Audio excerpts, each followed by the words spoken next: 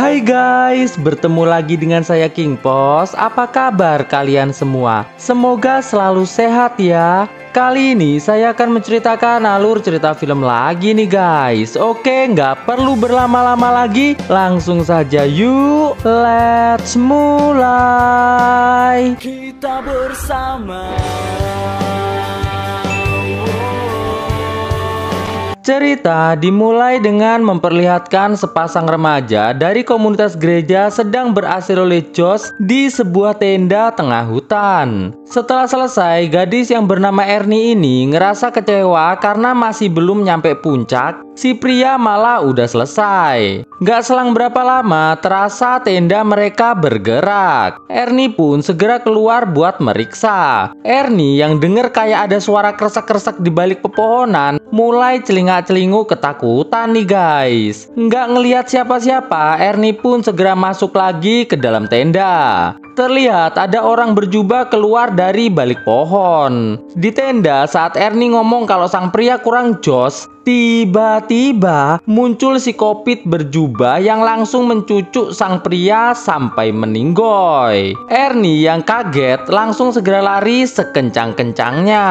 Namun percuma, sang si kopit berjubah dan bertopeng tersebut mampu dengan mudah mengejar Ernie dan berusaha mencucuk Ernie. Beberapa hari sebelumnya, tepatnya pagi hari di sebuah gereja, terlihat seorang gadis bernama Amy sedang mengikuti peribadatan bersama ayahnya. Namun saat Amy ngelihat ada teman prianya yang bernama Tony ngisyaratkan pakai jari buat ngajakin asir oleh Josh, Amy yang malah godain balik sontak dilihatin banyak orang termasuk Pak Pastur yang membuat ayahnya merasa sangat malu. Atas perbuatannya itu, Amy disuruh menyusun dan mengembalikan kursi gereja ke dalam gudang. Saat Amy lagi celingak-celinguk di gudang, tiba-tiba Tony muncul ngajakin Amy berhasil oleh Josh nih guys. Amy yang memang gampang banjir menerima ajakan tersebut. Namun sial, lagi seru-serunya seorang tukang bersih-bersih muncul menonton kelakuan mereka berdua. Alhasil Amy dan ayahnya disuruh menghadap pastor untuk dinasihati. Ayah Amy yang bernama Brian ini terus meminta maaf pada bapak pastor atas kelakuan Amy yang memang setelah ditinggal meninggoy ibunya, Amy sering berperilaku agak aneh. Bapak pastor pun menyarankan agar Brian memasukkan Amy ke sebuah asrama penyembuhan bikinan kakak beradik salah satu anggota dari komunitas gereja yang khusus menyembuhkan para remaja belum dewasa dari kebiasaan berasir oleh Josh karena mudah basah untuk gadis dan mudah keras untuk para prianya. Amy pun memohon pada ayahnya agar gak ditaruh di tempat itu. Namun Brian yang ngerasa kalau itu adalah jalan satu-satunya agar Amy bisa sembuh, mutusin buat tetap naruh Amy di tempat itu. Esok harinya sambil terus lihat foto ibunya yang ada di HP, Amy diantar ayahnya menuju asrama penyembuhan rekomendasi dari bapak pastor. Terlihat jelas Amy sungguh sangat sedih sekali nih guys. Sesampainya di lokasi yang ternyata tempat itu dikelilingi hutan yang jauh dari rumah warga, Amy disambut dua orang pemilik tempat tersebut yang merupakan kakak beradik bernama Tini dan Eugene. Nggak lupa sebelum masuk asrama, Tini dan Eugene ngedoain Amy terlebih dahulu agar segera diberikan kesembuhan. Lalu mereka segera masuk ke asrama. Di dalam lingkungan asrama, Tini dan Eugene mulai menjelaskan tentang hal positif dan menyenangkan yang akan Amy dapatkan selama tinggal di tempat itu. Tini ngasih tahu Amy kalau di sini kamar gadis dan kamar pria berada di gedung yang berbeda. Yang gadis di gedung sebelah kanan dan yang pria ada di gedung sebelah kiri. Eugene dan Tini pun ngejelasin kalau dari jam 6 pagi sampai jam 7 malam mereka akan terus mengawasi penghuni asrama agar nggak melanggar peraturan. Dan pada jam 7 malam sampai pagi mereka akan mengunci gedung pria dan gadis agar nggak bisa keluar berkeliaran. Mendengar Amy aman, Brian pun merasa sangat senang nih guys. Nggak selang berapa lama, Amy yang lihat salah satu penghuni asrama pria yang sangat tampan bernama Daniel muncul. Sontak membuat Amy langsung terpana tak berkedip sekaligus banjir nih guys. Mereka pun berkenalan. Brian yang lihat anaknya udah banjir edian banget mulai ngerasa khawatir nih guys. Sesampainya di kamar untuk Amy, Tini yang lihat Amy pegang HP langsung mengambilnya sembari ngasih tahu kalau peraturan di tempat itu nggak boleh bawa HP. Ntar kalau udah sembuh saat mau pulang maka HP mereka akan dikembalikan. Emi yang kesel sama ayahnya karena ngerasa dibuang, bilang kalau ia hanya butuh bisa lihat almarhum ibunya di HP itu. Ia bisa nerima dibuang ayahnya di tempat ini, tapi ia nggak bisa jika harus nggak ngelihat foto ibunya. Brian yang nggak tahu mau ngomong apa lagi, hanya bilang maaf dan segera pergi dari tempat itu. Terlihat Emi sangat sedih bingit nih guys. Emi lantas masuk kamar mandi buat nangis sambil ngaca agar lebih bisa menghayati kesedihannya. Ternyata di luar kamar mandi, para pria lagi sibuk nonton Emi melalui pipa kecil yang nggak tahu siapa dan apa tujuan pipa itu dibuat. Lagi asik ngobrol sembari nunggu giliran nonton Emi, mereka yang lihat Eugene muncul sambil makan marshmallow langsung segera pergi dari tempat itu. Siang harinya saat sesi terapi dilakukan, Tini mulai membacakan ayat di sebuah Alkitab yang isinya tentang larangan melakukan asil oleh Josh sebelum menikah. Tini yang lihat para peserta kayak nggak menghormati isi Alkitab yang sedang ia baca, terutama Emi, dengan sangat tegas mengatakan, semoga sebelum hukuman dari Tuhan menghampiri para peserta, sebaiknya para peserta segera bertaubat. Dan suasana pun mendadak menjadi hening mencekam nih guys. Setelah itu, para peserta disuruh berdoa di gereja. Saat sedang berdoa, Emi disapa oleh Minda yang bilang kalau menurutnya asrama ini nggak akan berhasil membuat mereka semua berubah. Lalu, si Rinda mulai cerita nih guys, kalau 20 tahun yang lalu, tepatnya pada tahun 2004, ada seorang pastor muda berusia 17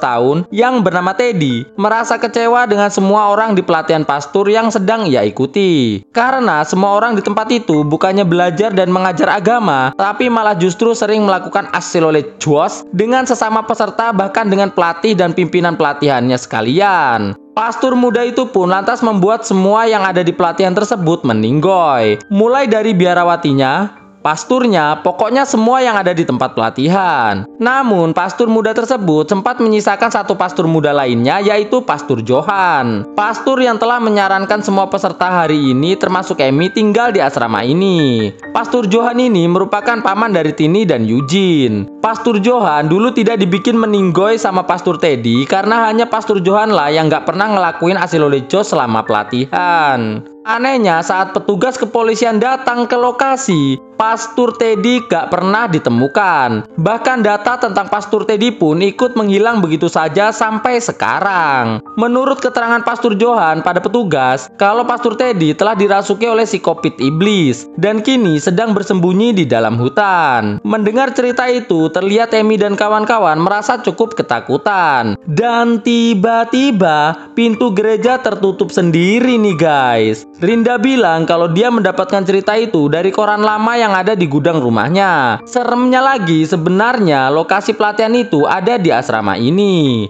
Nggak selang berapa lama muncul Eugene yang nyuruh para gadis keluar karena sekarang waktunya para pria untuk berdoa. Malam harinya Emi ngajakin ngobrol Minda yang ternyata adalah teman sekamarnya nih guys. Minda bilang kalau dia sangat kesal saat ponselnya diambil sama si Tini. Emi pun bilang kalau dia juga sedih. Padahal sekarang ia sedang pengen ngelihat foto ibunya karena lagi kangen. Emi lantas tanya sama Minda apakah Minda mau mengantarnya buat nyari ponselnya. Minda pun bilang let's go. Setelah nyari di ruang kerja Tini tapi nggak dapet, Emi lantas ngajak Minda keluar dari asrama buat nyari di asrama pria, tepatnya di ruang kerja Eugene. Terlihat ternyata Emi sudah mengakali pintu asrama pakai permen karet, agar walau udah dikunci mereka masih bisa membukanya. Belum sampai di asrama pria, mereka berdua yang dengar suara orang sedang berasil oleh Josh dari sebuah kabin kecil antara asrama pria dan wanita, langsung segera memeriksanya. Dan alangkah terkejutnya mereka, ternyata yang lagi berhasil oleh Josh adalah Tini dan Eugene.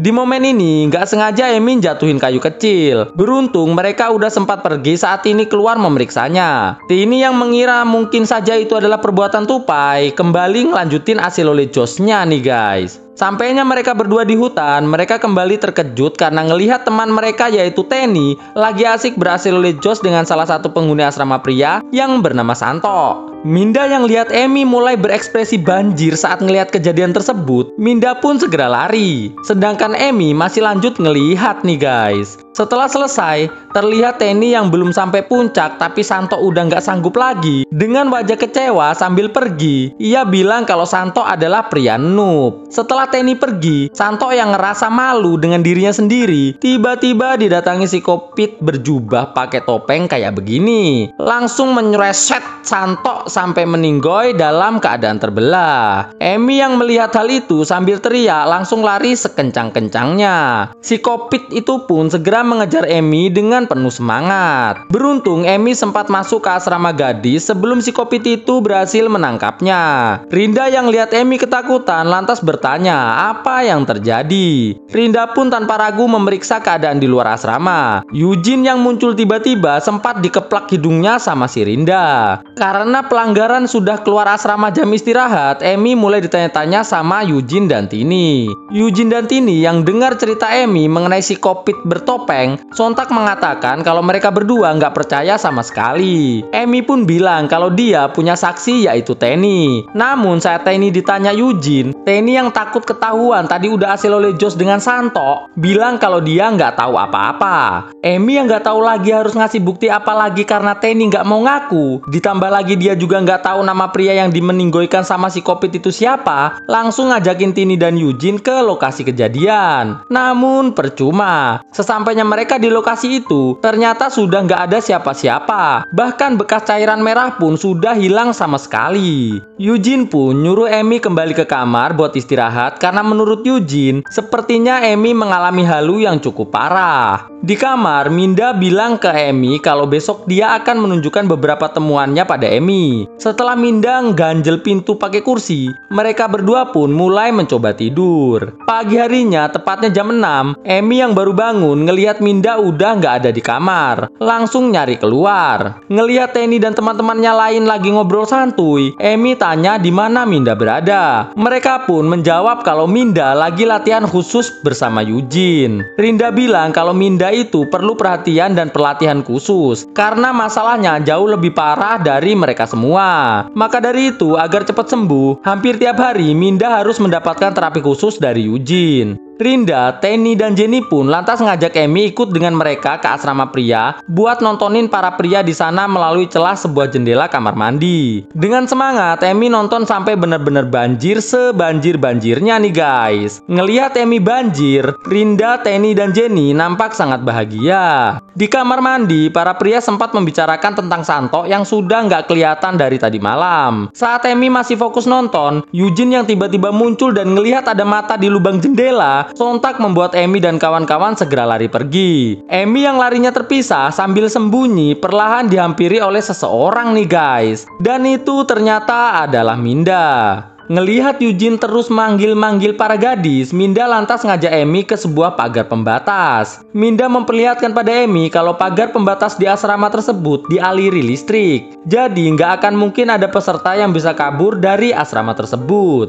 Minda tahu tentang hal itu tadi malam saat ia lari meninggalkan Emi yang lagi seru nonton si Tenny dan Santo berhasil oleh Josh. Lalu, Minda ngajak Emi masuk ke sebuah kabin yang lebih mirip gudang sini. Nggak selang berapa lama, para pria muncul sembari bertanya apa yang sedang mereka lakukan di tempat ini. Emi lantas cerita kalau tadi malam ia ngelihat salah satu dari peserta pria dimeninggoykan sama si kopit bertopeng. Daniel dan teman-temannya yang kurang percaya mengatakan kalau memang sejak semalam Santo nggak kelihatan. Tapi nggak mungkin ada si kopit di tempat penyembuhan yang resmi akreditasi pemerintah seperti ini. Namun saat Emi tanya kalau memang Santo masih hidup lalu kemana dia pergi, sedangkan pagar di asrama ini dialiri listrik, Daniel yang akhirnya mulai percaya sejenak merenung nih guys. Emi lantas mengajak mereka semua bekerja sama buat pergi dari tempat ini. Emi bilang kalau nanti malam ia minta para pria mengalihkan perhatian Eugene, sedangkan Minda mengalihkan perhatian Tini. Lalu Emi sendiri akan mulai memeriksa kabin tempat Eugene dan Tini berhasil oleh Josh malam itu. Siapa tahu di situ ia bisa menemukan ponsel dan kunci gerbang utama untuk bisa pergi dari asrama nggak jelas tersebut. Namun tiba-tiba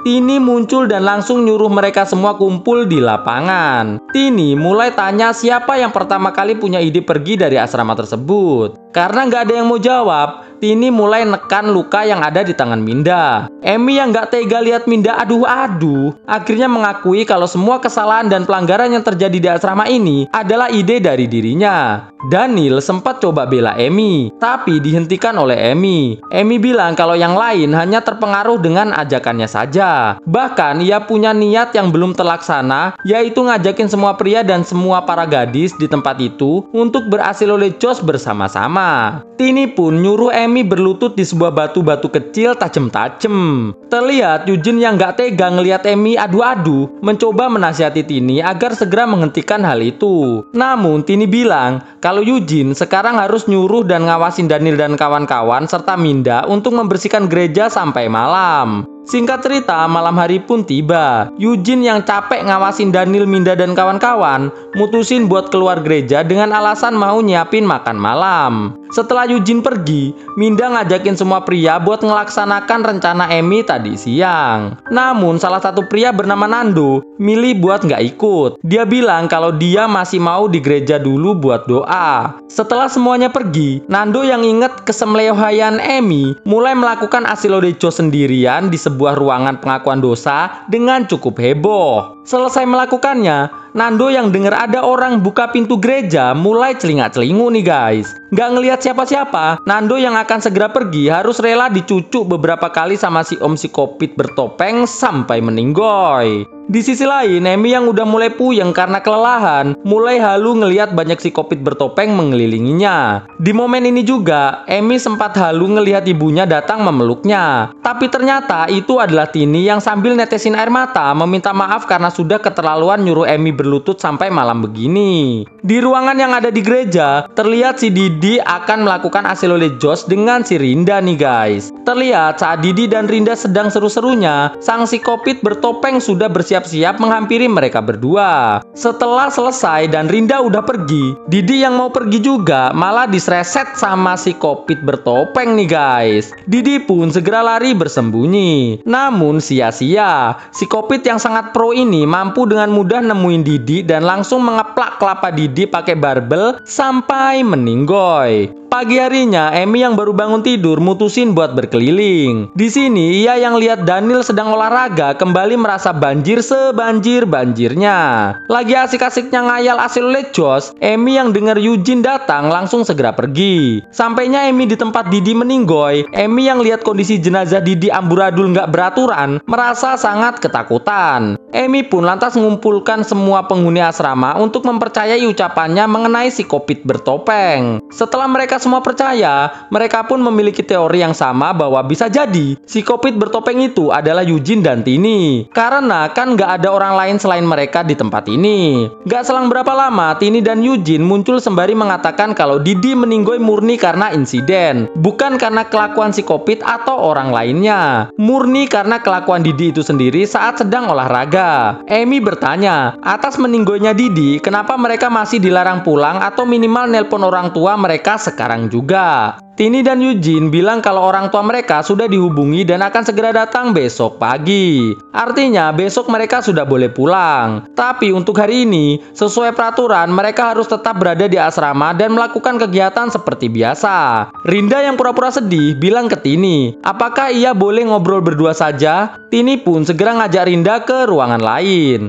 Emi juga bilang ke Eugene kalau dia butuh nasihat agar bisa nenangin diri. Eugene pun segera ngajak Emi ikut dengannya ke ruangan lain. Di ruangan Eugene, saat Eugene lagi fokus nasihatin Emi, terlihat diam-diam Emi berusaha ngambil kunci dari Eugene. Namun belum juga berhasil. Tiba-tiba terdengar suara teriakan yang membuat mereka berdua segera menuju ke tempat suara itu berasal. Terlihat Jenny sedang megangin Minda sambil menghunuskan peso. Saat Eugene lagi berusaha nenangin Jenny, Emi langsung ngambil kunci dari Eugene. Dan bersama dengan Daniel, mereka lari pergi dari ruangan itu. Eugene yang bingung dengan situasi itu milih fokus nenangin Jenny karena Jenny bawa peso nih guys. Sesampainya di kabin tempat Eugene dan Tini malam itu berasilolejos, Emi dan Daniel segera masuk ke dalam. Ngelihat ada telepon, mereka berdua mencobanya tapi gagal karena telepon itu ternyata cuma hiasan saja. Mereka pun lanjut nyari HP mereka di tempat itu. Namun sial, ternyata HP mereka itu udah dimusnahkan oleh Tini dan Eugene di tempat perapian. Emi terlihat sangat sangat sedih bingit karena ia nggak akan bisa lagi ngelihat foto ibunya setelah ini.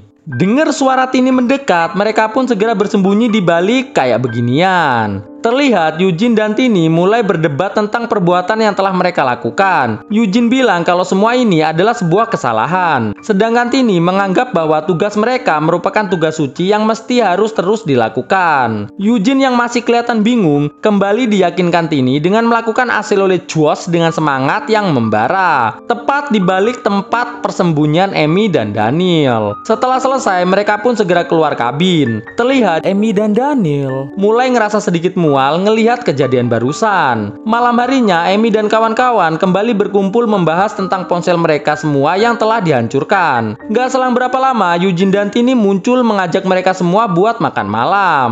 Di meja makan, Tini mulai memimpin doa dan mempersilahkan semuanya untuk mulai makan. Tanpa ragu, Jenny langsung makan dengan cukup lahap. Soalnya udah lapar banget, kan seharian belum makan. Namun tidak dengan yang lainnya. Mereka masih ragu-ragu buat makan setelah semua yang telah terjadi. Melihat hal itu, Tini terus membujuk mereka semua untuk mau makan nih guys. Namun saat mereka akan mulai makan, tiba-tiba Jenny yang malah wek-wek terus meninggoy di meja makan, sontak membuat semua orang terkejut, bahkan Eugene pun terkejut nih guys. Hanya Tini yang gak terkejut. Amy pun lantas ngeplak Tini dan ngajak bertarung nih guys. Sementara Tini dan Amy lagi bertarung, Eugene yang bilang kalau dia nggak tahu apa-apa langsung dikeplak sama Rinda sampai semaput. Begitu pula dengan Tini yang kalah bertarung dengan Amy. Ia pun juga semaput nih guys. Lalu mereka semua segera berlari menuju gerbang utama untuk keluar dari asrama Durjana tersebut. Sampainya di gerbang utama,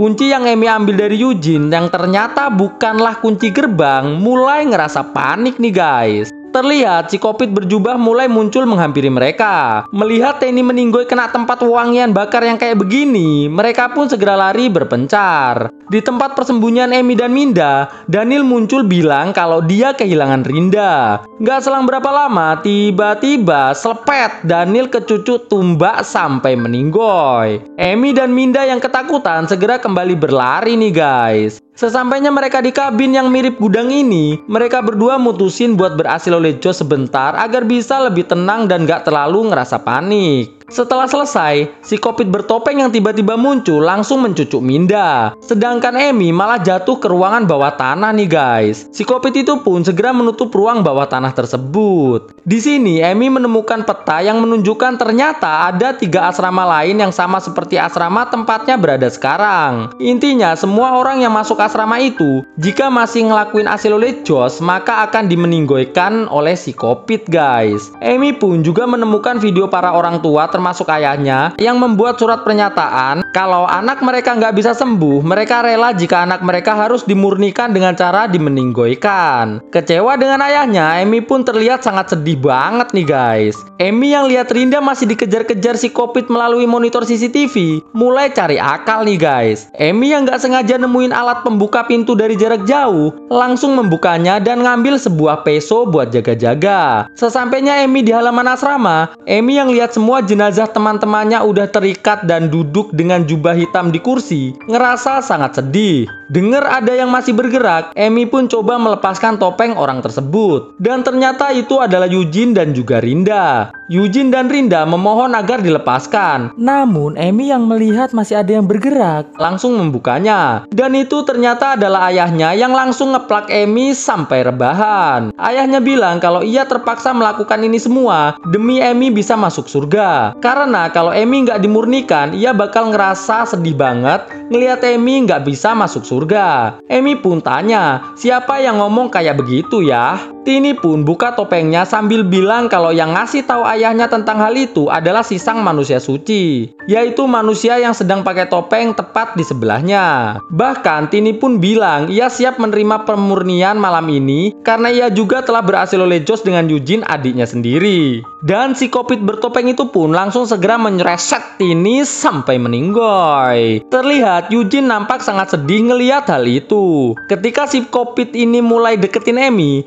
berhasil buka topengnya dan ternyata itu adalah Bapak Pastur Johan yang langsung ngeplak Emi sampai rebahan. Lalu Bapak Pastur nyuruh ayah Emi buat nyucuk Emi pakai peso sampai meninggoy. Namun ayah Emi yang gak tega jika harus mencucuk Emi malah melakukan bundir sampai meninggoy. Sekedar info, Bapak Pastur ini ternyata adalah ayah dari Tony. Dia nggak suka anaknya deket sama Emi. Singkat cerita, saat Bapak Pastur akan mencucuk Emi berhasil nendang telurnya Bapak Pastur sampai rebahan adu-adu. Dan pertarungan pun terjadi nih guys. Eugene yang berhasil terlepas langsung menghampiri jenazah Tini. Bapak Pastur yang berhasil mojokin Emi tiba-tiba dicucuk punggungnya sama Minda yang ternyata masih hidup. Emi yang lihat Bapak Pastur lagi adu-adu sambil ngomelin Minda langsung dikasih kayak beginian sama Emi sampai meninggoy. Setelah itu terlihat Ernie yang tadi di awal kisah sedang dikejar si Kopit bertopeng saat sedang akan dicucuk diselamatkan oleh Emi, Rinda, Minda, dan Eugene yang langsung mencucuk si Kopet tersebut sampai meninggoy. Dan kisah pun akhirnya selesai. Oke guys, saya jelaskan ya. Jadi Ernie ini adalah penghuni asrama lain yang ada di hutan tersebut. Dan si Kopit yang ngejar Ernie adalah Pastur Teddy. Jadi pada intinya Pastur Teddy dan Pastur Johan itu bekerja sama sejak masih muda dulu sampai sekarang. Paham ya guys? Kalau masih belum paham, silahkan bertanya di kolom komentar ya. Oke guys, gimana kisahnya? Bagus atau enggak? Jangan lupa terus saksikan video terbaru dari channel ini ya guys. Oke, thanks for watching this video and stay on Shadow Squad. Enjoy your life like a king guys. Ketemu lagi dengan saya di video saya selanjutnya tentunya. Bye guys.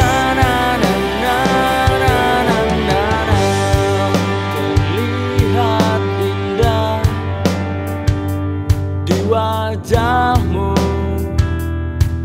kian berubah, hati dan cintamu dengan berbeda. Dunia kita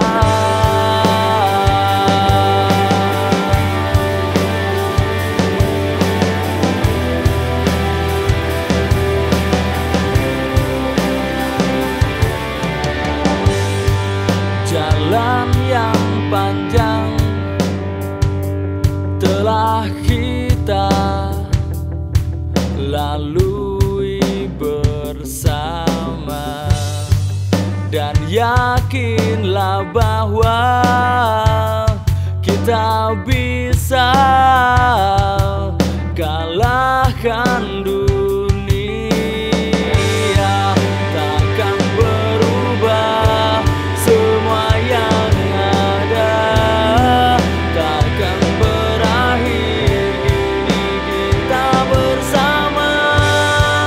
Berubah waktu kini tak menyerah, hilang berganti dan kita yang punya.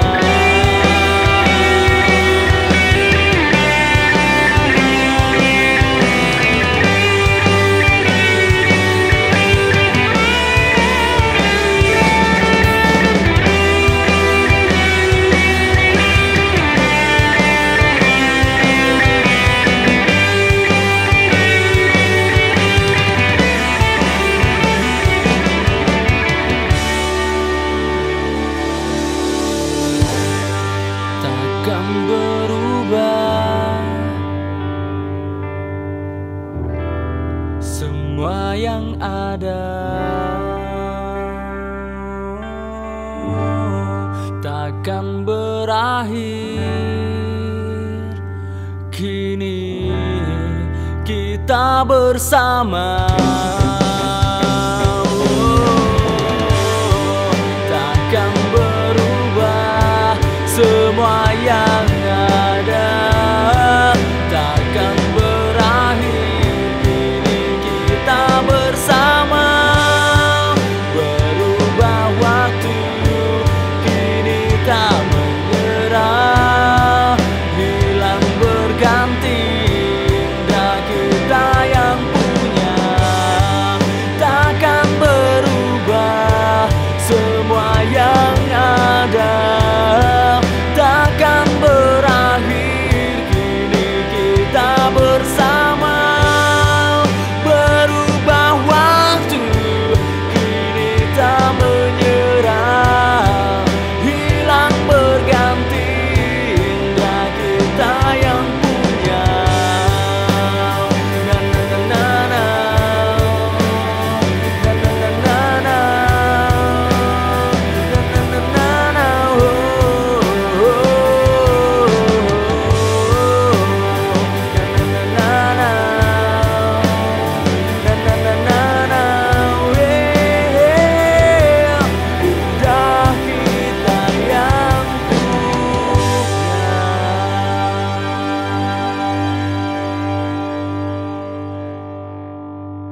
Aduh dek.